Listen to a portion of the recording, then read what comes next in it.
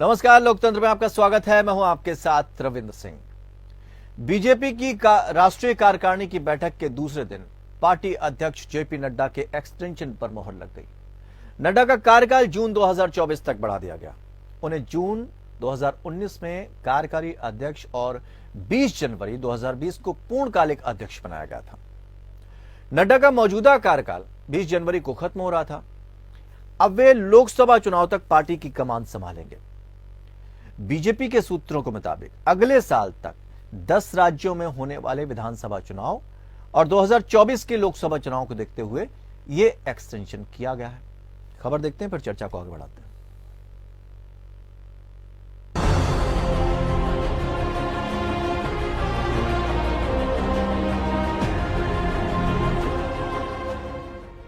BJP के राष्ट्रीय अध्यक्ष के तौर पर जेपी नड्डा का कार्यकाल 1 साल के लिए बढ़ा दिया गया। मंगलवार को यह फैसला बीजेपी की कार्यकारिणी की बैठक के दौरान लिया गया। नड्डा को एक्सटेंशन देने का ऐलान गृह मंत्री अमित शाह ने किया। शाह ने कहा, नड्डा जी के नेतृत्व में पार्टी ने 120 चुनाव लड़े, जिनमें से 73 में जीत हासिल की। कई बार भूतकाल में भी इस प्रकार के अलग अलग मौकों के कारण राष्ट्रीय अध्यक्ष के कार्यकाल को एक्सटेंशन दिया गया। इसी परंपरा का अनुसरण करते हुए श्री जगत प्रकाश नड्डा जी को राष्ट्रीय कार्यकारिणी ने आज सर्वानुमत प्रस्ताव किया है।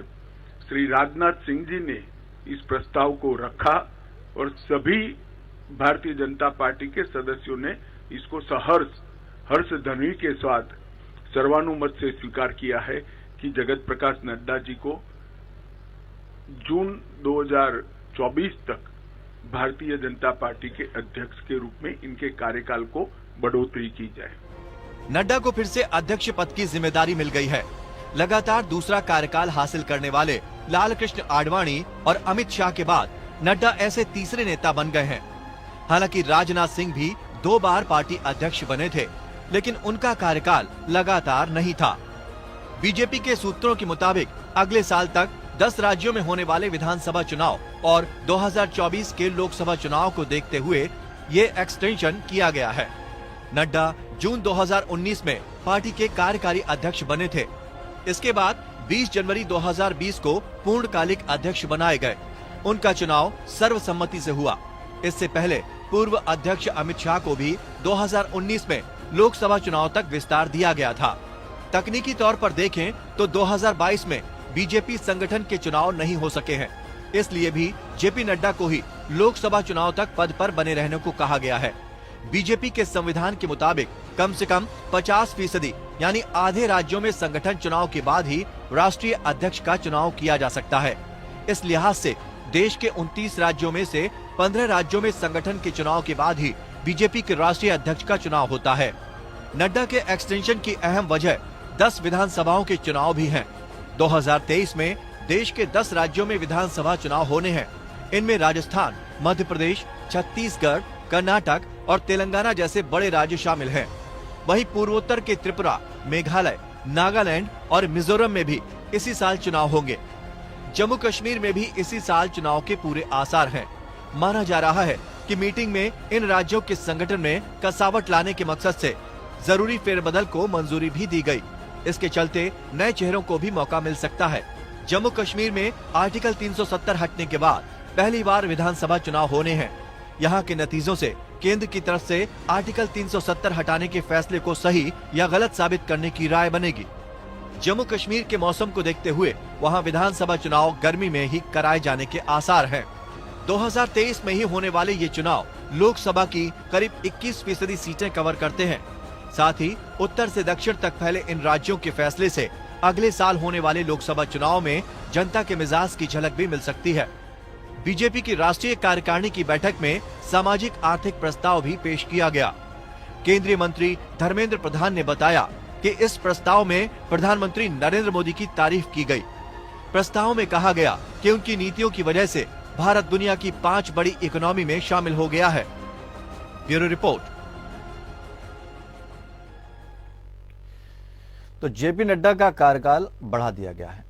अब उन्हीं की अगुवाई में आगे के चुनाव लड़े जाएंगे। चर्चा आगे बढ़ाते हैं। 4 खास मेहमान हमारे साथ इस चर्चा में शामिल हैं। वैभव अग्रवाल प्रवक्ता भारतीय जनता पार्टी, रत्नाकर सिंह प्रवक्ता कांग्रेस, संगीता शर्मा प्रवक्ता आम आदमी पार्टी, पीयूष पंत राजनीतिक विश्लेषक के तौर पर अपने अनुभव हमारे साथ बांटने के लिए तैयार हैं सभी लोग। सभी का बहुत बहुत सर स्वागत करते हैं। और पीयूष जी, आज आपसे शुरुआत करना चाहेंगे और थोड़ा सा हम राजनीतिक पटल पर जो नड्डा साहब का कार्यकाल बढ़ाया गया उसको समझना चाहेंगे आपके जरिए। हिमाचल की हार, एमसीडी की हार, फिर भी कार्यकाल बढ़ाया गया। राजनीतिक परिदृश्य में अगर आपके हिसाब से देखा जाए तो क्या वजह है? एक आदमी अगर हारता है तो डिमोशन होता है, यहां प्रमोशन हुआ।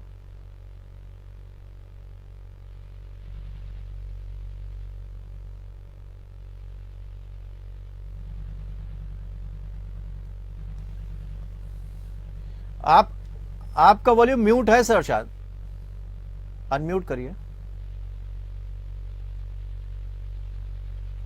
नहीं, आपकी आवाज नहीं पहुंच रही अभी। आप तक आवाज पहुंच रही है पंत साहब? आपकी आवाज हम तक नहीं पहुंच पा रही है। हम कोशिश करते हैं एक बार। रत्नाकर जी, आप तक आवाज पहुंच रही है?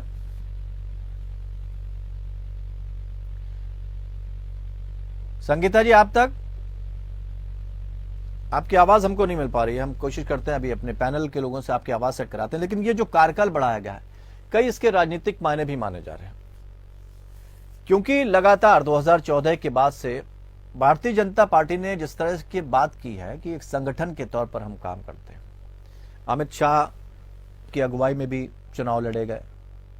ये भी कहा गया कि ऐसे अध्यक्ष के तौर पर शुमार हो चुके हैं नड्डा साहब जिनका कार्यकाल बढ़ाया गया। राजनाथ सिंह का भी नाम आया, अमित शाह का भी नाम आया। अब ये देखा जा रहा है इन सियासी गलियारों में कि क्या विकल्प हो सकते हैं। वजह क्या है कि अगर आप हिमाचल का चुनाव हार जाते हैं तो कुछ लोगों ने यह भी कहा कि शायद गुजरात का जो चुनाव है उसमें जो अपार सफलता मिली है उसको लेकर, या फिर कुछ और इसके पीछे की वजह हो सकती है। अब चूंकि 10 राज्यों में चुनाव भी होने हैं, वैसे तो 9 की बात कही जा रही है, लेकिन यह भी कहा जा रहा है कि जम्मू कश्मीर में भी चुनाव हो सकते हैं, इसलिए हम उसको 10 काउंट कर लेते हैं। अगर वहां भी चुनाव होते हैं तो फिर अगर अध्यक्ष बदला जाता है तो इसका क्या असर होगा? एक बार फिर से चिंतन करना पड़ेगा। नया जो अध्यक्ष आएगा उसको सारी रणनीति फिर से समझानी पड़ेगी या उसको समझनी पड़ेगी, या फिर नड्डा का विकल्प नहीं है भारतीय जनता पार्टी के सामने कि एक ऐसा चेहरा जो नड्डा की जगह को भर पाए। वो शायद इतनी जल्दबाजी में कोई कदम नहीं उठाना चाहती भारतीय जनता पार्टी, इस वजह से नड्डा का कार्यकाल बढ़ा दिया गया। यह भी कहा जा रहा है कि राजनाथ सिंह ने इस बात के लिए प्रस्ताव रखा था कि, लेकिन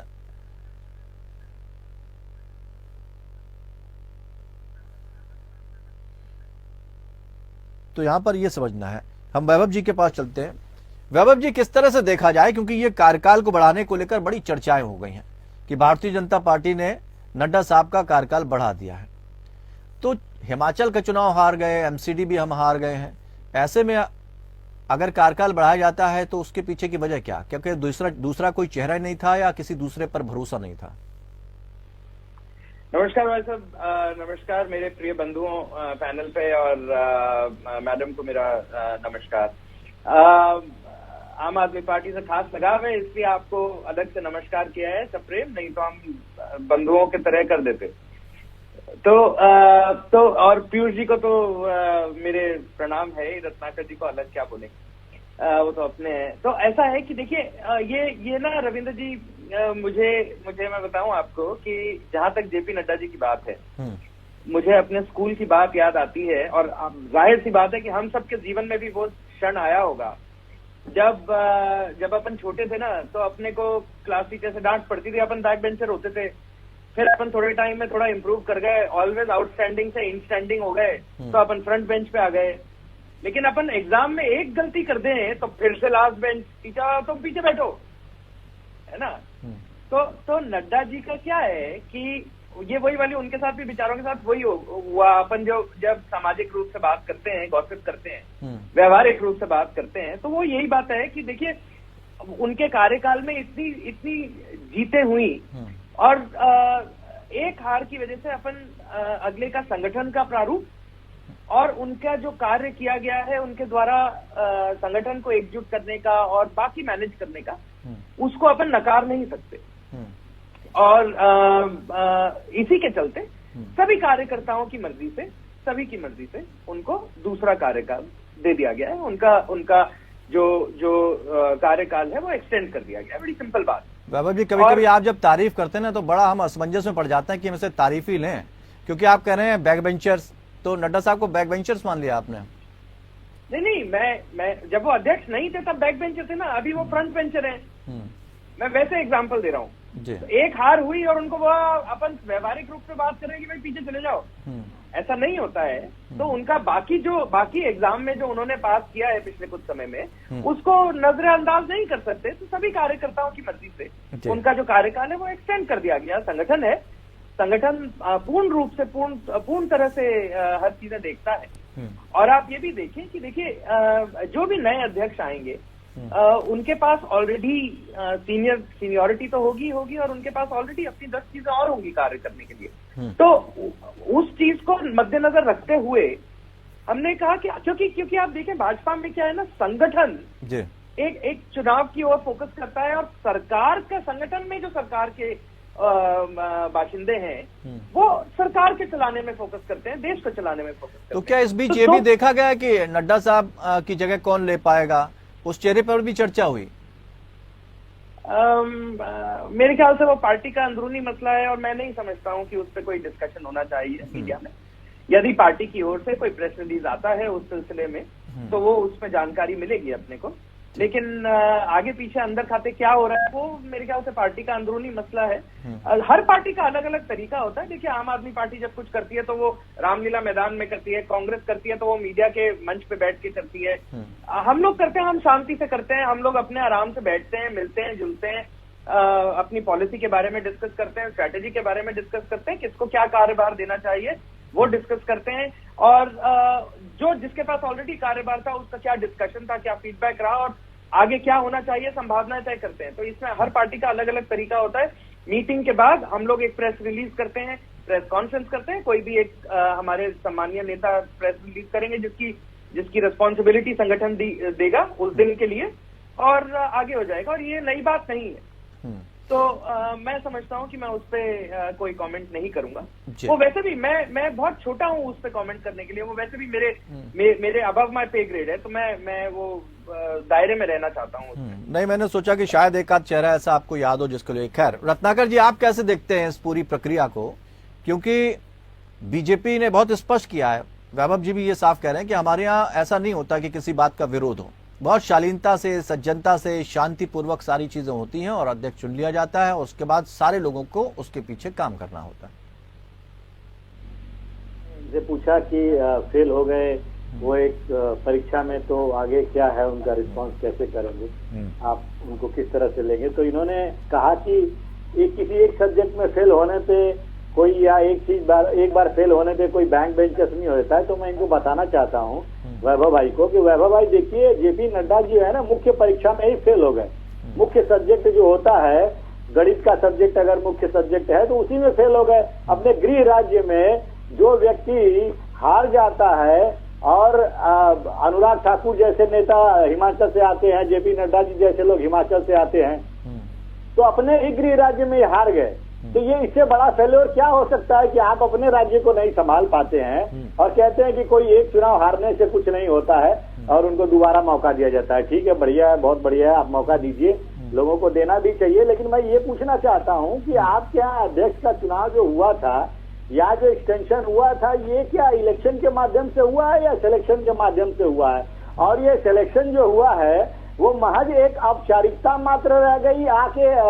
आपके कार्यकारिणी में अनाउंसमेंट किया गया, बंद कमरों में 4 लोगों ने निर्णय लिया कि हाँ भाई इन्हीं को अध्यक्ष बनाया जाए, या फिर आपने कुछ इलेक्शन का कुछ प्रोसेस रहता है, कुछ लोकतांत्रिक प्रक्रिया है आपके पार्टी में? जहां तक मैं जानता हूं ऐसी कोई बात तो आपके यहाँ पार्टी में रहती नहीं है। चंद लोग जो है निर्णय लेते हैं कि कौन अध्यक्ष रहेगा और कौन बाकी का संगठन में कार्यभार देखेगा। तो चंद लोगों के और चंद निर्णयों से ही इनकी पार्टी चलती है। और ये कह रहे थे अभी वैभव भाई की सरकार चलाने में जो मंत्रालय में लोग रहते हैं उनका सरकार चलाने में फोकस रहता है और संगठन वालों का संगठन को मजबूत करने में फोकस रहता है। मैं याद दिलाना चाहता हूँ कि हैदराबाद का निकाय चुनाव था जब वैभव भाई तो आप लोगों के पूरा मंत्रालय, मुख्यमंत्री से लेके प्रधानमंत्री से लेके गृह मंत्री से लेके तमाम जो है मंत्रालय के बड़े ओहदेदार नेता लोग जो है एक अदना सा निकाय चुनाव के लिए हैदराबाद पहुंच गए थे। तो आप किस फोकस की बात कर रहे हैं? मुझे तो लगता है आपकी पार्टी 24/365 डेज जो है ना, 24/7 365 डेज सिर्फ चुनाव जीतने के ही प्रोसेस में लगी रहती है और उसी में फोकस रहता है। तो आपका ये कहना कि सेग्रीगेट करना कि भाई मंत्रालय अपना मंत्रालय, ये तो ऐसा सवाल हो गया ना रत्नाकर जी, ये तो ऐसा सवाल हो गया कि अगर कोई टीम है, चाहे हॉकी की हो, चाहे क्रिकेट की हो, चाहे फुटबॉल हो, और वो फुटबॉल के लिए या जीतने के लिए, मैच जीतने के लिए प्रयास ना करे, नहीं प्रयास भाई राजनीतिक दल है वो तो प्रयास करेगा ही ना। नहीं, अभी इन्होंने खुद कहा ना कि मंत्रालय के लोग सरकारी कामों में देख रेख करते हैं, संगठन के लोग हैं वो चुनाव प्रक्रिया में देख रेख करते हैं। तो मैं ये पूछना चाहता हूँ, अगर आपके मंत्रालय के लोग अगर सरकारी कामों में देख रेख में फोकस रहते हैं तो देश में इतनी महंगाई क्यों बढ़ जाती है भाई? इतनी बेरोजगारी क्यों बढ़ जाती है? आप इस तरह की नीतियां लाते हैं जिससे रातों रात एमएसएमई सब बंद पड़ जाते हैं, लोगों को 1500 किलोमीटर जो है पैदल चलना पड़ता है। इस तरह की नीतियां आप क्यों लेके आते हैं भाई साहब? ये सोचने वाली बात है ना। अगर मंत्रालय में बैठे लोग कोई अगर जवाब दे रहे हैं, करते हैं तो वैभव जी जवाब दे रहे हैं, पूरी तरह से गहन चर्चा और विमर्श करने के बाद इसको लागू करना चाहिए, अनायास ही लागू कर देते हैं। जवाब ले लेते हैं रत्नाकर जी। हाँ, रत्नाकर भाई ने बिल्कुल अपने, अगर मैं उनके नजरिए से देखूं तो शायद मैं भी यही प्रश्न उठाऊंगा और प्रश्न चिन्ह लगाऊंगा, मैंने जो स्टेटमेंट दी उस पे। लेकिन मैं एक बात बताता हूं, वो उनका नजरिया है और उनका कार्य करने का तरीका है। कांग्रेस में क्या होता है, सत्ता कॉन्सेंट्रेटेड है। देखिए अपन भाजपा कांग्रेस नहीं करते 2 मिनट के लिए, अपन पीयूष जी के हैसियत से बात करते हैं, अपन सब साथ बैठ के मंच पे बैठ के एक एनालिसिस की बात करते हैं, पत्रकारिता के हिसाब से दूर से देखते हैं। तो आप देखें कि क्या होता है, कांग्रेस पार्टी में सत्ता जो है एक केंद्र बिंदु पे स्थापित है, उसमें अध्यक्ष भी वही होता है, चेयरपर्सन भी वही होता है, एक परिवार की बात कर रहा हूं मैं, है ना, और मंत्री भी वही होता है, संतरी भी वही होता है। और उसके संतरी बेस्ट पार्ट तो ये है कि उसके अंदर कांग्रेस में जो मंत्री होता है उसका जो संतरी होता है वो उपाध्यक्ष होता है, ठीक है। तो केंद्र बिंदु पे सत्ता स्थापित है और उसी तरह आप लोग सरकार चलाने का तरीका है, मतलब कांग्रेस का सरकार चलाने का तरीका है। अब इसी चीज को एनालिसिस करें आम आदमी पार्टी पे, तो आम आदमी पार्टी विस्तार करके एक मिनट देखिए रत्नाकर भाई, मतलब आप पंत जी के कंधे पे बंदूक रख के चला रहे हैं, उत्तरायण पे जान निछावर है। लेकिन 1 मिनट बोलने तो देना मेरे को, थोड़ा सा तो प्रेम दिखाने दे मेरे को। नहीं, आपका प्रेम कभी कभी बहुत ज्यादा हो जाता है, आप पंत जी के कंधे पे बंदूक रख के चला रहे हैं। नहीं भाई साहब बड़े हैं, कोई बात नहीं। तो क्या है, तो क्षमा बरन को चाहिए, छोटन का उत्पाद भाई साहब, है ना। तो अब आम आदमी पार्टी का देखें तो आम आदमी पार्टी में सभी चीफ मिनिस्टर है, लेकिन बॉस एक है। तो क्या है, घर का मुखिया एक है अरविंद केजरीवाल, बाकी सारे चौड़े हैं, ठीक है। अब भाजपा में आ जाए, भाजपा में क्या होता है, अगर अपन दूर से देखें तो पता चलेगा कि भाजपा में, ऊपर से देखें तो पता चलेगा कि भाजपा में सभी नेता हैं और सबकी रिस्पॉन्सिबिलिटी यानी कार्यभार संभाला हुआ है अलग अलग तरीकों से, चाहे वो संगठन में हो चाहे वो सरकार में हो। जब संगठन के लोग संगठन चलाते हैं तो सरकार के लोग सरकार चलाने पे विश्वास दिखाते हैं, तभी देश तरक्की कर रहा है आज। और मैं देखो, मैं 1 मिनट, अब उस पर आप कमेंट मत करना, वो डिबेट इधर से उधर चली जाएगी। नहीं हम नहीं जा रहे हैं, आप जबरदस्ती कमेंट करवा रहे हैं, है ना। हाँ, तो तरक्की का अपन डिस्कस करेंगे, लेकिन सड़कें बन रही है, बिजली पानी आ रहा है, पेशाब घर बन रहे हैं, बहुत बड़ी बात है। देखो पेशाब घर भारत में बहुत बड़ी बात है ना। तो अपने को ये भी सोचना है, अपन नहीं तो आप और मैं भी पहले अपने अपने कार्यालयों में जाते थे तो पेशाब घर डूबते थे, ठीक है ना, लाइन लगती थी। ठीक है संगीता जी बहुत तीखा कमेंट किया है कि वहां आम आदमी पार्टी में भी अगर देखा जाए तो तानाशाही रवैया है उनका, अपना केंद्र बिंदु पे आधारित है, सिर्फ केजरीवाल और कोई नहीं। देखिए रविंद्र भाई, पूरी बीजेपी किस पर सिमटी हुई है, माननीय प्रधानमंत्री मोदी जी पर। वो कभी कभी प्रधानमंत्री कम और संगठन के मुखिया ज्यादा नजर आने लगते हैं जब वो चुनाव प्रचार करने चले जाते हैं, क्योंकि ज्यादा वक्त भारत के लिए नीतियां बनाने में कम वक्त बीत रहा है और चुनाव प्रचार में उनका ज्यादा समय बीतता है। तो कभी कभी भ्रम हो जाता है कि वो संगठन के ऊपरी पद पर हैं या माननीय मोदी जी देश के प्रधानमंत्री हैं। क्योंकि जब उन्हें सोचना चाहिए कि देश की स्थिति बेरोजगारी में कहाँ जा रही है, महंगाई में कहाँ जा रही है, किसानों की क्या हालत है, उसके बजाय सारा फोकस चुनावों पर रहता है। लेकिन ये बात तो हमें लग रहा है दूसरे दलों को कहनी चाहिए। ये बात तो दूसरे दलों को कहनी चाहिए प्रचार के माध्यम से, जिस तरह से अरविंद केजरीवाल पर प्रचार को लेकर आरोप लगे हुए हैं। लेकिन आरोप प्रत्यारोप तो रविंद्र भाई लगते रहते हैं, लेकिन दिल्ली के काम में कहीं कमी आ रही हो तो बताइए। दिल्ली का काम हो रहा है ना, लेकिन देश के प्रधानमंत्री जी तो सिर्फ चुनावी मोड में रहते हैं और कुछ नहीं। और देखिए, जो अध्यक्ष की बात रही रविंद्र भाई, तो जेपी नड्डा जी को जो बीजेपी हमेशा कहती है कि बहुत बड़ी पार्टी है और हम सबको मौका देती है, तो कार्यकाल बढ़ाने की जरूरत नहीं होनी चाहिए थी। यहाँ तो पूरा अंबार है बीजेपी में, नेताओं की कमी थोड़ी है, किसी दूसरे को भी अध्यक्ष बना सकते थे, मौका दे सकते थे, लेकिन ये इनका आंतरिक मामला है, ये जो भी करे। लेकिन देखिए, माननीय जेपी नड्डा जी का कार्यकाल बढ़ाने से अब रविंद्र भाई कुछ नहीं होगा। आप किसी को भी अध्यक्ष बनाइए। और जेपी नड्डा जी ने एक बात बोली कि 72,000 बूथों की पहचान हमें करनी है और हमारे इतने कार्यकर्ता हैं। ठीक हुआ, लेकिन कभी जो भाजपा देश की सबसे बड़ी पार्टी है, आज अधिकतर राज्यों की सरकार है, माननीय प्रधानमंत्री जी भाजपा के हैं, तो ये भी बात कभी की जाती कि कितने रोजगार देने हैं। 2 करोड़ रोजगार जुमला में होता रविंद्र भाई तो देश को बहुत अच्छा लगता, उस पर भी अगर सीरियसनेस होती और काम होता। जो महंगाई की बात करके आए थे, अभी तो बात वो संगठन की कर रहे हैं ना, अभी तो विकास की बात ही नहीं है, संगठन मजबूती की ही बात। अभी तो वो संगठन मजबूती की बात कर रहे हैं कि हमारे यहाँ काम जो है वो ठीक तरीके से होता है, ऊपर से अगर कोई आदेश होता है तो नीचे तक जो छोटे से छोटा कार्यकर्ता है वो भी काम करता है, हालांकि वो कार्यकर्ता को छोटा नहीं मानते। पीयूष पंत जी, आपसे समझना चाहेंगे, आप किस परिदृश्य में रखकर इसको देख रहे हैं एक राजनीतिक विशेषज्ञ के तौर पर? क्योंकि भारतीय जनता पार्टी की तरफ से वैभव जी आरोप तो लगा रहे हैं दूसरे दलों पर, दूसरा दल कहता है इनके यहाँ लोकतंत्र की तो प्रक्रिया है नहीं, तो इस कार्यकाल को बढ़ाए जाने को कैसे देखते हैं? देखिए रविंद्र जी, पहले तो मैं ये बात कह दूं कि जो आपने कहा कि बात सही है कि वैभव जी जो है मेरे कंधे पे ही जो है बंदूक रख के चला रहे थे जी, और चूंकि थोड़े से जो है अभी एक्सपर्ट नहीं हुए हैं तो मेरा कंधा छिल गया जो इस तरह से बंदूक चला रहे थे। तो ये क्योंकि देखिए इन्होंने जो बात कही जी, वो ठीक है। हाँ, कांग्रेस में है कि जो है गांधी परिवार ही तय करता है क्या नहीं है, आम आदमी पार्टी में अरविंद केजरीवाल सर्वे सर्वा है, ठीक है। तो भारतीय जनता पार्टी में भी कौन है? भारतीय जनता पार्टी में मोदी जी हैं, वही तय कर रहे हैं। कम से कम 2014 से यही स्थिति है, उसके पहले रही हो सकता है कुछ थोड़ी सी अलग रही हो, लेकिन आज तो स्थिति ये है कि यहाँ तक चर्चा होने लगी है कि अब तो जो है कि संघ भी जो है वो जो है कि बिल्कुल इररिलेवेंट हो चुका है, संघ की भी कोई बात नहीं चलती है। तो मोदी जी और अमित शाह दो तय करते हैं। देखिए, जहां तक नड्डा जी हैं वो अभी वैभव जी ने कहा कि फ्रंट बेंच पे आ गए, वो पहले बैक बेंचर थे। मुझे लगता है अभी भी वो बैक बेंचर हैं, क्योंकि मॉनिटर नरेंद्र मोदी जी हैं और जो है कि असिस्टेंट मॉनिटर जो है वो अमित शाह जी हैं। तो उनको जो है वो क्लास टीचर कौन है? उनको ये कहते हैं कि तुमको जो है सदस्यता अभियान बढ़ाना है, तुमको जो है कि इतने मेंबर और बनाने हैं, तमाम संगठन के जो छोटे छोटे कार्य। लेकिन जहां तक टिकट बंटवारे का सवाल है, स्ट्रेटजी क्या होगी चुनाव, पीयूष जी, तमाम जितने मामले हैं। पीयूष जी, वैभव जी पूछ रहे हैं, फिर अगर आप उनको बता रहे हैं कि वो मॉनिटर हैं तो क्लास टीचर कौन है? आप मतलब उनको, आपको उनको बताना पड़ेगा कि कौन है क्लास टीचर?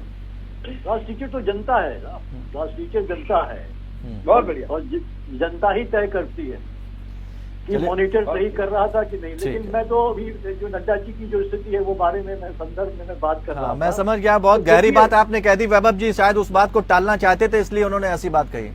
जी, ये अक्सर टालने की कोशिश करते हैं, मेरे कंधे पे भी इसलिए बंदूक ला दी थी इन्होंने। हाँ, तो क्षमा बड़न को चाहिए छोटन का उत्पाद भाई साहब। लेकिन ये है कि देखिए ये स्थिति वो स्थिति ये है, क्योंकि देखिए अगर नड्डा जी की भूमिका क्या थी, पहला तो चुनाव किसने लड़ा? मोदी जी ने लड़ा, ठीक है। नड्डा जी 2 चुनाव हारे, लेकिन वहां भी तो मोदी जी ने जो कैंपेनिंग करी हिमाचल में, आप देखिए पूरी तरीके से। और गुजरात में अगर कोई जीता तो नड्डा जी नहीं जीते उनके अध्यक्षता में, मोदी जी में की वजह से वहां पार्टी जीती। जिस तरह से उन्होंने किया, 50-60 उन्होंने वहां पे मीटिंग करी, उन्होंने रोड शो किए वहां पे, तो मोदी जी ही इनका चेहरा होते हैं। ठीक बात है। और सबसे खास बात ये रही कि राहुल गांधी वहां गए नहीं। और सबसे बड़ी बात ये है रविंद्र जी कि नड्डा जी जो है वो सूट करते हैं अमित शाह और नरेंद्र मोदी को, क्योंकि वो जो कहा जाता है वो चुपचाप मानते हैं, करते हैं, और वो भारतीय जनता पार्टी डिस्टर्ब नहीं करना चाहती इस इक्वेशन को। यानी वो बात कर रहे हैं अगर कांग्रेस की कि वहां पर कोई कठपुतली है या गांधी परिवार के इशारों पर काम करता है, तो यहां पर भी एक कठपुतली है, उनके इशारों पर काम। अगर नड्डा साहब हट जाते हैं तो नुकसान नड्डा साहब का कम होता क्योंकि उनका तो कार्यकाल खत्म था, पार्टी का ज्यादा हो जाता। पार्टी कहां कहां पैचेस जोड़ती, एक तो हार का ठीकरा, दूसरी चीज जो एक फीवर एक चेहरे को लेकर आप बोलते हैं वो भी खत्म हो जाता। रविंद्र जी, अगर दिल्ली में 4 डिग्री टेम्परेचर की जगह -4 हो जाए तो स्नोफॉल हो जाएगा। तो सर्दी में हम क्या करेंगे, कैसे करेंगे, कितने गर्म कपड़े जाके खरीदने पड़ेंगे। तो वो क्या है, वो सारी वो सारा वार्तालाप जो है वो तब होता है जब अगर वो कार्य होता। लेकिन मैं इसके ऊपर बहुत संजीदा हूं इस मसले पे, और मैं इसलिए शायद इस पे कोई टिप्पणी नहीं करूंगा, क्योंकि संगठन को पता है what is best for the संगठन। यानी संगठन जानता है कि उसके लिए क्या सबसे बेहतर काम है, और संगठन है, एक आदमी का कार्य नहीं है। भाजपा में केंद्र बिंदु पे स्थापित नहीं होता है पावर, जो संगठन के रूप में। लेकिन पीयूष जी ने तो इशारा किया ना कि भाजपा का भी तो एक चेहरे पर ही तो निर्धारित है, सारे निर्णय कौन लेता है। अब देखो, अब ये कंफ्यूजन मैं दूर कर देता हूं। देखिए, जब एक प्रोडक्ट एक प्रोडक्ट होता है तो उसको बेचने वाला होता है, लेकिन वो उस कंपनी का मालिक नहीं होता। सिमिलरली आपके चैनल पे आपकी जो एडमिनिस्ट्रेशन है, आपका जो संगठन है वो अलग है, लेकिन रविंद्र सिंह चेहरा है चैनल का, वो आगे अगुवाई कर रहे हैं। ठीक, तो आपके यहाँ मालिक कौन है? सॉरी, आपके यहाँ मालिक कौन है? चेहरे तो चलिए मालिक कोई भी नहीं है, संगठन है, ट्रस्ट संगठन है, सब लोग मिलकर चलाते हैं। उसके अंदर हम एक चेहरे को दायित्व देते हैं कि भाई आप हमारी अगुवाई करेंगे पब्लिक में, फिर एक चेहरा आता है, आप हमारी अगुवाई करेंगे संगठनात्मक रूप से। लेकिन आप संगठन को मजबूत कैसे कर सकते हैं, कैसे कह सकते हैं अगर संगठन का चुनाव ही नहीं होता है लोकतंत्र के आधार पर, चुनाव की प्रक्रिया ही आपकी क्या है वो अगर आप क्लियर नहीं करते हैं, तो ये कैसे माना जाए कि जो शख्स चुना गया है उस पर सबका एक ही मत है? आपको क्या पता कि चुनाव होता है नहीं होता? मैं तो कह रहा हूं हमारी पार्टी से इस बारे में कोई डिस्कशन ही नहीं होता। जस्ट बिकॉज बाकी लोग इस चीज पे डिस्कशन करते हैं तो आप ये कह रहे हैं कि हमें भी करना चाहिए। नहीं भाई साहब, हमें नहीं करना, हम चुपचाप रहते हैं, शांत स्वभाव के रहते हैं। हमें सरकार चलाने का मौका दिया जनता ने, हम सरकार चला रहे हैं। हमें इससे ज्यादा सोचना ही नहीं है। हम इससे ज्यादा क्यों सोचे? और आप भी, मैं बोलूंगा कि आप सरकार के कार्यभार पे हमें कटघरे में खड़ा करिए। इस चीज पे कटघरे में मत खड़ा करिए कि हम अपना संगठन कैसे चला रहे हैं। क्यों? क्योंकि हम आकर आपसे नहीं, ये सवाल मैं नहीं करता हूँ, ये सवाल तो विपक्षी दल पूछते हैं आपसे कि अगर आप दूसरे पे ये कह रहे हैं कि एक जगह पर सीमित है, एक केंद्र है, एक रिमोट से काम चलता है, कहीं से रिमोट बैठकर चलाया जा रहा है, तो वो भी फिर आपसे सवाल पूछते हैं कि जब आप हमारे ऊपर लोकतंत्र की प्रक्रिया की बात कर रहे हैं तो आप अपना बता दीजिए कि कैसे होता है चुनाव। भाई साहब, सवाल तो ऐसा है कि सवाल तो कोई भी पूछ सकता है। राजनीति में आरोप प्रत्यारोप तो तब साबित होते हैं जब कागज सामने आते हैं। तो सवाल पूछने में तो मैं ये भी कह दूं कि कांग्रेस की भारत जोड़ो यात्रा, हाथ जोड़ो यात्रा सारी स्पॉन्सर्ड है, काला पैसा है, बार निकल के आ रहा है। जो स्विस अकाउंट में पनामा में नाम आया था वहां से आ रहा है, वो कोर्ट से आ रहा है। तो अरे एक मिनट, मैं क्या ही रहा हूँ, इल्जाम लगा रहा हूँ। देखिए, मैं इल्जाम लगाने का तो अधिकार दे दीजिए ना भाई साहब। राजनीति थोड़ा सा तो छोड़ दो, मतलब पहुंचा तो इल्जामात भी जो है ना, तो इल्जाम लगाने में तो कोई दिक्कत नहीं है। लेकिन क्या है कि आपको नहीं पता है कि संगठनात्मक रूप से चुनाव हुआ है नहीं हुआ है, क्योंकि वो चीज डिस्कशन ही नहीं होती है। ठीक है। और जहां तक ये अंदरूनी मामला है संगठन का अंदरूनी मामला, जब तक बाहर क्लास टीचर को या जनता को फर्क नहीं पड़ता है, उससे मुझे नहीं लगता है कि भाजपा के अध्यक्ष जेपी नड्डा है या भाजपा के अध्यक्ष रविंद्र सिंह है या मैं हूं या रत्नाकर, मतलब इस बात को आप लोकतंत्र की प्रक्रिया मानते हैं कि बस आइए ऐलान करिए और अध्यक्ष चुन लिया गया? नहीं, ऐसी बात नहीं है। मैं नहीं कह रहा हूं ये चीज। मैं तो उस टॉपिक पे डिस्कस ही नहीं कर रहा हूं, क्योंकि वो संगठन का अंदरूनी मामला है, वो पब्लिक के लिए ओपन नहीं है। ठीक है। और ठीक मैं है आपको पीयूष जी, एक स्टेटमेंट दे रहा हूँ। ठीक है कि पीयूष हमारे जी, संगठन में चुनाव क्योंकि भारतीय जनता पार्टी ये भी कह रही है के दौरान कि हम कैसे, ये हमारा पर्सनल मामला है। ऐसे में क्या अगर हम तीनों दलों, जो यहाँ पर तीनों दलों के प्रवक्ता बैठे हैं, अगर हम तीनों दलों को देखें तो लोकतंत्र की प्रक्रिया आपको किसमें नजर आती है? देखिए रविंद्र जी, अभी फिर जो है कि आप क्या नाम वैभव जी जो है कि वो इधर उधर रास्ता अपना दूसरा घुमा रहे थे। लेकिन जो आज सवाल आपने पूछा, तो देखिए अगर सच्चाई से कहा जाए तो किसी भी पार्टी में उस तरह से लोकतांत्रिक प्रक्रिया फॉलो नहीं होती है जिस तरह से होनी चाहिए। क्योंकि आप देखिए कांग्रेस ने अभी ये कोशिश करी, उन्होंने जो है एक इलेक्शन कराया निश्चित रूप से, और वो कराया, लेकिन अभी भी हम देख रहे हैं कि जो अध्यक्ष हैं वो जो है कि उतनी वो उस तरह से काम ही नहीं कर पा रहे, या तो वो किसी दबाव के साथ चल रहे हैं या नहीं चल रहे हैं, जो भी है। लेकिन उन्होंने कांग्रेस के तमाम आरोपों को खत्म करने के लिए जो है उन्होंने ये प्रक्रिया शुरू करी, जो उनपे लगता था कि जो है गांधी परिवार से ही जो है थोप दिया जाता है एक अध्यक्ष। हालांकि तब भी जो है कांग्रेस ने एक पूरी प्रक्रिया है और होती थी, लेकिन वहां पे एक परिवार का ही जो कैंडिडेट था उसी को चुना जाता था, भले ही वो एक लोकतांत्रिक, लेकिन एक कांग्रेस में डिक्लेयर्ड लोकतांत्रिक प्रक्रिया है। और आम आदमी पार्टी भी इस बात की घोषणा करती है, वो अभी छोटी पार्टी है, लेकिन उन्होंने वो भी ये प्रोसेस फॉलो करते हैं। भाजपा का जो एक प्रोसेस है वो सही अर्थ में जो है वो लोकतांत्रिक नहीं है।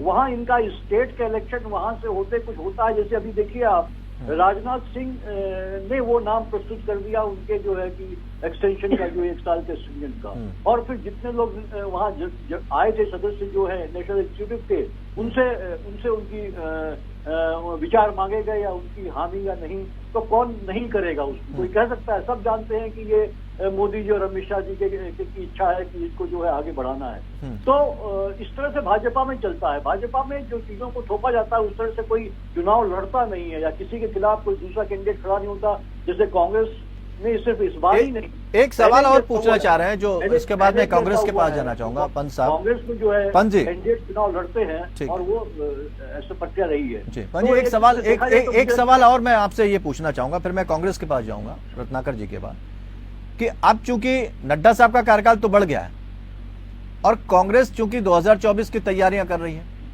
तो ऐसे में क्या अब ये माना जाएगा कि नड्डा वर्सेस खड़गे हो जाएगा अब चुनाव? दोनों की प्रक्रिया देखी जाएगी कि कौन किस तरह से रिएक्ट करता है, कार्यशैली देखी जाएगी। निश्चित रूप से देखिए, ये तो चूंकि वो अध्यक्ष है, उनका एक्सटेंशन मिल गया, अब अध्यक्ष हैं वो भाजपा के, और यहाँ खड़गे साहब हैं, खड़गे साहब बने हैं जो कांग्रेस के अध्यक्ष हैं, तो निश्चित रूप से कंपैरिजन उन्हीं का होगा।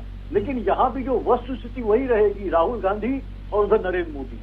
तो अभी देखिए जो वरुण गांधी वाला स्टेटमेंट आया राहुल गांधी का, उसमें जो है कि उनको कहना चाहिए था ये तो वो आएंगे तो जो है कि कांग्रेस में तो कम से कम जो है कि अध्यक्ष तय करेंगे, मैं कोई नहीं होता हूँ। लेकिन इस तरह कोई बात नहीं, उन्होंने उसको अपने विचारधारा से बता दिया और अपने व्यक्तिगत स्तर पे बता दिया उसको। तो तमाम चीजें हैं इस तरह की जो होगी, तो जो ऑफिशियली है और जो पब्लिक डोमेन में होगा वो नड्डा वर्सेस जो है खड़गे होगा। निश्चित रूप से दोनों अध्यक्ष के रूप में देखा जाएगा। लेकिन अंदरूनी रूप से हम भी जानते हैं, आप भी जानते हैं कि उधर राहुल गांधी होंगे और इधर जो है नरेंद्र मोदी होंगे। वही चीजों को तय करते हैं और वही जो है कि उसी हिसाब से चीजें चलती हैं, चाहे बीजेपी हो और चाहे कांग्रेस। रत्नाकर साहब, पीयूष जी को आप सुना, लेकिन हम ये भी समझना चाहेंगे कि अब चुनौती तो खड़गे साहब के भी सामने है, तो खड़गे के दम पे चुनाव लड़ा जाएगा या राहुल गांधी के दम पे चुनाव लड़ा जाएगा? वो तो संगठन की मजबूती की बात कर रहे हैं, लेकिन अभी वर्तमान में अगर देखा जाए तो खड़गे के नेतृत्व में हम कांग्रेस की मजबूती की क्या बात कर सकते हैं? रविंद्र जी, मैं आपके प्रश्न पे आता हूं, लेकिन पीयूष जी ने जो एक बात कही थी, आपने प्रश्न उनसे किया था कि किस पार्टी में लोकतंत्र है और लोकतांत्रिक प्रक्रिया से वह पार्टी चलती है, तो निश्चित रूप से मैं कहना चाहूंगा कि कांग्रेस पार्टी पूरी तरह से पारदर्शी लोकतांत्रिक प्रक्रिया से चलती है। आपने देखा कि हमने जो अध्यक्ष का चुनाव भी किया था, वो किस तरह से पीसीसी डेलीगेट्स जो है उन्होंने अपने वोट दिए थे और वोटों की गिनती हुई थी, उसके बाद जो है डिक्लेयर किया गया, मल्लिकार्जुन खड़गे को अध्यक्ष बनाया गया। ये प्रक्रिया और किसी पार्टी में देखने को अभी तक तो नहीं मिली है, बाकी चाहे जो कह लें। तो कांग्रेस पार्टी पूरी लोकतांत्रिक प्रक्रिया से चलती है। और दूसरी बात ये है कि जहां तक अभी पीयूष जी कह रहे थे कि राहुल गांधी स्वयं स्टेटमेंट दिए वरुण गांधी के मामले में, तो मैं बताना चाहता हूं कि देखिए राहुल गांधी जी ने जो भारत जोड़ो यात्रा चल रहा है उसी में हर प्रदेश में एक यात्रा के बाद उनका प्रेस कॉन्फ्रेंस होता है। बहुत सारे नहीं, हमारा सवाल सिर्फ एक जो आंकड़ा होता है ना, जैसे कि भारतीय जनता पार्टी गिरा रही है कि 120 चुनाव लड़े जिनमें से 73 में जीत हासिल हुई, नड्डा साहब को भी तो ये बताना पड़ेगा कि उन्होंने क्या क्या काम किए हैं, और क्या आपको इतना भरोसा है कि नड्डा साहब इस तरह के काम कर पाएंगे और टक्कर दे पाएंगे?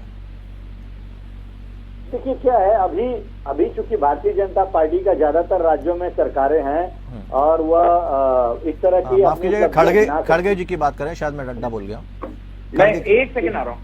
भारतीय जनता पार्टी इस तरह की उपलब्धियां जो है अपनी गिना सकती है, लेकिन आज जो देश का माहौल जिस प्रकार से बदला हुआ है, उस प्रकार से अगर देखने को जाए तो आगे जो 9 राज्य या 10 राज्यों में जो चुनाव होंगे, उसमें मैं रविंद्र जी निश्चित रूप से कहना चाहूंगा कि आज हर व्यक्ति महंगाई से परेशान हो चुका है, हर व्यक्ति बेरोजगारी से परेशान हो चुका है, हर व्यक्ति अपने जीविकोपार्जन के लिए लड़ाई लड़ रहा है, हर व्यक्ति इनकी जो कुनीतियां कह सकता हूं मैं, जीएसटी हुआ, नोटबंदी हुआ, उससे फेल हो गया है। नहीं, तो लेकिन उनकी नीतियां तो स्पष्ट हैं।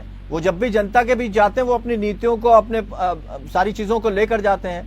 आप अगर चुनाव में जा रहे हैं तो आप फ्रीबीज लेकर जा रहे हैं, अपनी नीतियां तो बता नहीं रहे हैं। नहीं रविंद्र जी, हम जनता के मुद्दों के साथ चुनाव लड़ने जाते हैं, और भारतीय जनता पार्टी जनता के मुद्दों के चुनाव लड़ने नहीं जाती है, जनता के बीच में बांटो और राज करो की नीति के साथ जाती है, और हिंदुत्व, फर्जी राष्ट्रवाद, ध्रुवीकरण, तुष्टीकरण की राजनीति के माध्यम से लोगों में एक दरार पैदा करती है, और वह ध्रुवीकरण करती है कि भाई बहुसंख्यक समाज के हम हितैषी हैं, हम उनके ठेकेदार हैं, अल्पसंख्यक समाज के दूसरे दल हितैषी है। तो इस तरह का बांटो और राज करो की नीति लेकर वह जाती है। इस तरह की जनता से जुड़े हुए मुद्दों की अगर राजनीति करती तो आज देश में 21 व्यक्तियों के पास देश की 40% संपत्ति नहीं रहती, अमीर और अमीर नहीं होता जाता, और गरीब नहीं होता जाता। यूनाइटेड नेशंस का एक आंकड़ा अभी आया है कोविड के बाद, हम दूसरी तरफ चले जाएंगे। देखिए, हम तो आंकड़ों पे बात कर रहे हैं ना, हम तो ये आंकड़ों पे बात कर रहे हैं कि अगर आपके पास नीतियां हैं तो नीतियां बताइए ना। मुफ्त की चीजें बांटकर आप अगर वोट हासिल करते हैं तो फिर आप में उनमें क्या अंतर रह जाएगा? देखिए क्या है रविंद्र जी, अभी राहुल गांधी जी एक प्रेस कॉन्फ्रेंस कर रहे थे, उसी में मैं उसी की चर्चा करना चाहता हूं। उन्होंने कहा है कि हम जो है चुनाव तो एक, चूंकि लोकतांत्रिक पार्टी है तो हम चुनाव लड़ेंगे, तो हमारा लेकिन प्राइम फोकस चुनाव लड़ना नहीं है। हमारा प्राइम फोकस है कि हम जिन राज्यों में अपनी सरकारें बनाते हैं उन राज्यों में जनता से जुड़े हुए जो भी मुद्दे हैं, जनता को सम्मान देने की बात करते हैं, किसानों को सम्मान देने की बात करते हैं, सरकारी कर्मचारियों को न्याय देने की बात करते हैं, तो वो चीजों पे हम ज्यादा फोकस है और वही हमारी नीतियां हैं। हम जनता से जुड़े हुए जो भी मुद्दे हैं, अभी आप देखिए ओपीएस जो है हमने लागू कर दिया हिमाचल प्रदेश में, हम 500 रुपए का सिलेंडर भी देने वाले हैं, हम 1500 महिलाओं को भी देने वाले हैं। अभी प्रियंका जी कर्नाटका गई थी, उन्होंने तो वहां पे एक नारा दिया है, नाम माइची। अब उसको किस तरह से उस भाषा में बोलते हैं उसका उच्चारण मैं सही तरीके से नहीं कर पाऊंगा, लेकिन उन्होंने क्या, उसका मतलब यह है कि आई एम द लीडर। महिलाओं को उन्होंने कहा है कि आपको चुनाव के बाद जो है आपको सशक्त बनाने के लिए आप दूसरे पर निर्भर नहीं रहे, इसके लिए हम 2000 रुपए का वहां पे आपको भत्ता देंगे। तो इस तरह की जो चीजें हैं जो आम आदमी को, जो गरीब लोगों को सशक्त और मजबूत बनाने का हम लोग काम कर रहे हैं। इनकी तरह हम अडानी और अंबानी को मजबूत बनाने का काम नहीं कर रहे हैं कि वो जो विश्व के रैंकिंग में सिर्फ लोग लुभावन वादे करके, बात तो वही है ना, नीतियों की बात नहीं। संगीता जी आपके पास आना चाहेंगे? मैं वन मिनट रत्नाकर जी को याद दिला नहीं, 1 मिनट संगीता जी के पास, फिर उसके बाद दीजिएगा, फिर मैं आऊंगा क्योंकि संगीता जी को अभी बिल्कुल भी समय नहीं मिला। संगीता जी, 1 मैन आर्मी के तौर पर अरविंद केजरीवाल काम करते हैं, जहां होते चेहरा उन्हीं का आगे होता है। क्या वहां पर भी कोई ऐसी अध्यक्ष की प्रक्रिया होगी या सिर्फ सारे सर्वे सर्वा अरविंद केजरीवाल भी रहेंगे? अब तो आप राष्ट्रीय पार्टी के तौर पर आगे बढ़ रहे हैं। देखिए रविंद्र भाई, आम आदमी पार्टी देखिए जब स्टार्ट हुई तो माननीय अरविंद केजरीवाल जी चेहरा थे, तो वहीं से हमारी पार्टी की शुरुआत हुई। तो माननीय अरविंद केजरीवाल जी हमेशा आम आदमी पार्टी का चेहरा तो रहेंगे, लेकिन अब देखिए ऐसा नहीं है कि आम आदमी पार्टी, संगीता जी जब बनी, सिसोदिया जी हो गए, हम संगीता जी आम आदमी पार्टी जब बनी तो कई चेहरे थे और बड़े चेहरे, वो तो आज दरकिनार कर दिए गए। देखिए आम आदमी पार्टी बनी, कौन उसकी नीतियों के साथ खड़ा रह पाया, वो आज तक भी खड़ा है रविंद्र भाई। ऐसा नहीं है कि सारे लोग चले गए, अगर मैं भी यहाँ बैठी हुई नहीं होती, मैं भी शुरू से आम आदमी पार्टी का हिस्सा रही हूँ तब आंदोलन से। तो देखिए आम आदमी पार्टी की नीतियों के साथ जो खड़े थे, आज भी वो लोग साथ खड़े हुए हैं, और जिन्हें जाना था वो चले गए। अन्ना हजारे का साथ मिल रहा है आपको? वजह से खत्म हो गई। अन्ना हजारे का आशीर्वाद नहीं मिल रहा है? देखिए ऐसा नहीं है कि आशीर्वाद नहीं मिल रहा है। अब अन्ना हजारे जी की मैं बिल्कुल भी बात नहीं करूंगी, बड़े हैं, मैं उनके लिए कुछ भी नहीं बोलना चाहूंगी। वो उनकी स्वेच्छा वो अब क्या कर रहे हैं या बीच में उन्होंने क्या किया। वो एक आंदोलन शुरू हुआ था, वो तो चाहते नहीं थे कि पार्टी बने, लेकिन जब हमें कीचड़ को साफ करना है तो कीचड़ में आके कीचड़ को साफ करना पड़ेगा, इसलिए आम आदमी पार्टी बनी। और आज जिस तरह से आम आदमी पार्टी का, रविंद्र भाई आप देखेंगे ग्राफ बढ़ रहा है, चाहे हम गुजरात चुनाव देखें, एमसीडी चुनाव देखें या जिस भी राज्य में हम चुनाव लड़ रहे हैं, तो आम आदमी पार्टी एक भविष्य की पार्टी और भविष्य की राजनीति को तय कर रही है। लेकिन ये हम माने ना कि दलों का वो दौर शुरू हो चुका है, वर्तमान में दलों का वो दौर शुरू हो चुका है जो सेंट्रलाइज हो गया एक चेहरे तक। लेकिन रविंद्र भाई ऐसा नहीं है कि सेंट्रलाइज, आपने बिल्कुल सही कहा कि सेंट्रलाइजेशन है। माननीय मोदी जी के चेहरे पे भाजपा सारे चुनाव लड़ती है, जब हारती है तो ठिकरा चाहे वो जेपी नड्डा जी पे भी फूट जाए वो एक अलग बात है, लेकिन जीत का तो शहरा हमेशा माननीय मोदी जी के चेहरे पर ही बंधता है, चाहे फिर वो नगर निगम नगर पालिका का छोटा चुनाव हो या फिर बड़ा चुनाव हो। और कांग्रेस में अध्यक्ष चुनने की प्रक्रिया है आपके यहाँ? क्योंकि जब हम लोकतंत्र की बात करते हैं, कांग्रेस की बात करते हैं, बीजेपी की बात करते हैं, तो आपके यहाँ क्या है अध्यक्ष चुने जाने की प्रक्रिया? देखिए, आम आदमी पार्टी भी अध्यक्ष चुनती है, जो उनकी, ऐसा नहीं है कि आम आदमी पार्टी में लोकतांत्रिक प्रक्रिया नहीं है। हम तो सारी कुछ जनता से पूछकर ही करते हैं। हम तो जब लिस्ट भी निकालते हैं तो हम जनता के बीच जाकर कहते हैं, बहुत सारे नामों को ले जाकर कि भाई चुनाव किसे लड़ाना है। तो आम आदमी पार्टी तो बिल्कुल लोकतांत्रिक प्रक्रिया के साथ ही सारी चीजें करती है। नहीं, अब तो सवाल ये उठने लगे कि पंजाब की जो डोर है, पंजाब की जो डोर है वो भी दिल्ली में ही है, हाथों में। ऐसा नहीं है, ऐसा नहीं है। देखिए, किसी भी पार्टी के जो अच्छे काम है या जो एक गाइडेंस है, जो एक लीडरशिप है, वो जहाँ से मिलनी है बिल्कुल मिलती है। लेकिन वहाँ माननीय भगवत मान जी सरकार चला रहे हैं, वही फैसले लेते हैं। ऐसा नहीं है कि वो फैसले वहाँ नहीं ले रहे। उन्होंने पंजाब के लिए जो भी फैसले लिए, बहुत कम समय में उन्होंने वहाँ ओपीएस लागू किया, उन्होंने वहाँ महिलाओं के लिए फैसले लिए, किसानों के लिए फैसले लिए। तो ऐसा नहीं है कि माननीय, देखिए सलाह सहमति हर किसी संगठन में होती है, किसी भी बड़े फैसले को लेने से पहले हर किसी राजनीतिक दल में होती है। लेकिन भगवत मान जी वहाँ सरकार चला रहे हैं और बखूबी अपनी भूमिका को निभा रहे हैं। और जब हमने मुख्यमंत्री चेहरा वहाँ भी अनाउंस किया था तो हमने नाम दिए थे, लोगों की पहली पसंद भगवत मान जी थे और उन्होंने स्वीकारा और पार्टी ने भी उसी चेहरे को तय किया। तो लोकतांत्रिक प्रक्रिया के तहत ही आम आदमी पार्टी काम करती है। हम तो कहते हैं कि हमारी पार्टी ही आम लोगों से बनी हुई पार्टी है और जो आम जनता, आम आदमी पार्टी अब आम कहाँ रह गया संगीता जी? आम आदमी पार्टी अब आम कहाँ रह गया? आम आदमी पार्टी तो आज भी आम आदमी पार्टी है रविंद्र भाई, आम लोगों की ही बात कर रही है। वो ऐसे नहीं कहती कि ओपीएस लागू मत करो, लेकिन नेताओं को भर भर दे दो उनको। जनता आज इसी बात से दुखी है और बहुत हैरान है। 5 पेंशन दे दो। जनता आज इसी बात से बहुत दुखी है, हैरान है कि सब बात तो उसकी कर रहे हैं लेकिन असल में बात उसकी हो नहीं रही है। ऐसा नहीं रविंद्र भाई, हम जो भी मैनिफेस्टो लेकर के आते हैं 5 साल में उन्हें पूरा करने की बिल्कुल कोशिश करते हैं और ज्यादा से ज्यादा हमने काम किए हैं। हम ऐसा नहीं कहते कि मैनिफेस्टो ले आए बहुत सुनहरा सा और उसके बाद काम कुछ नहीं किया। हमने ऐसा नहीं कहा कि हम 2 करोड़ रोजगार देंगे और आज तक गायब है। हमने ऐसा नहीं कहा कि महंगाई का झूठा भाषण देके हम सत्ता पाने के लिए आए और आज हमने उस पर काम नहीं किया। तो आम आदमी पार्टी झूठे वादे नहीं करती रविंद्र भाई। ठीक है, तो आप कहना चाह रहे हैं कि भाजपा कांग्रेस झूठे वादे करती है। वैभव जी अब जवाब दीजिए बात। जनता देखेगी जी, जुमलों से वो नहीं आए सत्ता में और ना ही झूठे वादों से। लग रहा था, सॉरी, संगीता जी को सुन के मुझे ऐसा लग रहा था कि मैं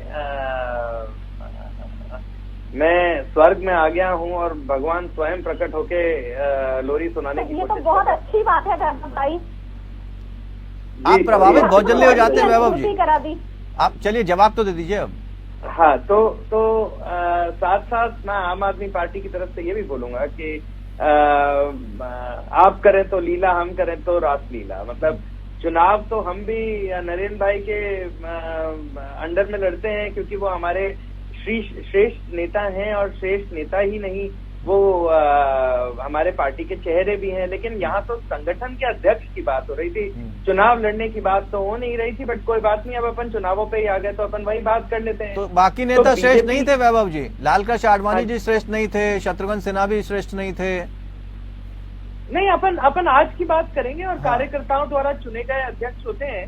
कार्यकर्ताओं का प्रेम अलग होता है और वोटिंग अलग होती है। हमारे कार्यकर्ता प्रदेश में, पूरे देश के प्रदेशों में वोट करते हैं अपने अध्यक्ष के लिए और वो बहुत बढ़िया एक तरीका है उसको करने का, देखने का।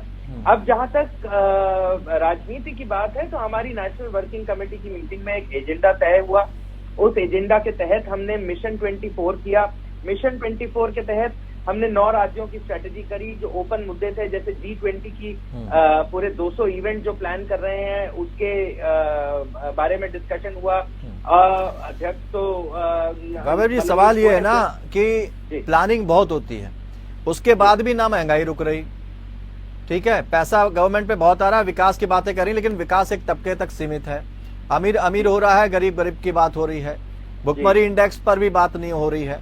तो वही है ना, प्लानिंग इतनी होने के बावजूद भी हम बैकफुट पर क्यों जा रहे हैं। खैर, ये तो आपकी बात है पीयूष जी। हम सिर्फ ये समझना चाहेंगे, चूंकि सेंट्रलाइज के तौर पर हम देख रहे हैं, एक चेहरे तक सीमित हो गया है चुनाव, और हम किसी भी दल को चाहे देख लें, ऐसी बातें भी हो रही हैं, शायद आप भी ये बेहतर समझ लें। लेकिन हम ये समझना चाहेंगे, हम लोकतंत्र की मजबूती की तो बात कर रहे हैं, 1 मिनट, लेकिन असल में लोकतंत्र मजबूत हो रहा है या कमजोर हो रहा है?